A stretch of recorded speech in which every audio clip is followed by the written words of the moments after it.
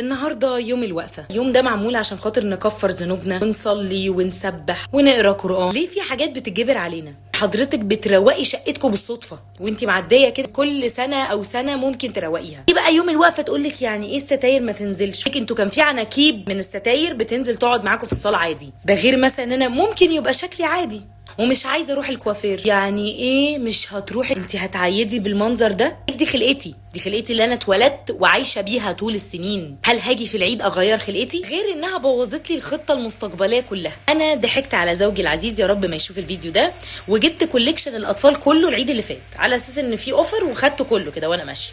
4 بيجامات على 5 طقم خروج على فساتين على حاجات لسنين قدام، عملت كل حاجه. العيد ده انا لو لسه هطلب حاجه انا هتطلع. تقوم هي بقى داخله على عيالي كده، فين لبس العيد بتاعك؟ طبعا العيال تستفسر لان هي بالنسبه لها مش جديد، ما هو موجود في الدولاب من العيد اللي فات. فنشبط فننزل فتطلق.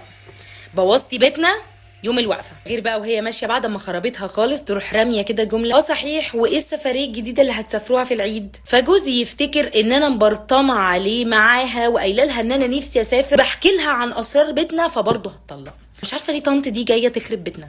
بعد اذن حضرتك مالكيش دعوه ببيت الستاير بتاعي، مالكيش دعوه بالسلوبيت بتاع ابني جديد ولا احنا جايبينه قديم وانا ضحكه عليه، ومالكيش دعوه لا بلون شعري ولا ضوافري ولا عايزه اغيرهم دلوقتي لو سمحتي. وعايزه اقول لك الخلاصه ان طنط دي لا بتروق بيتها، ما بتخرجش هي وعيالها بيدوا بعض الهدوم على اساس انها هدوم جديده.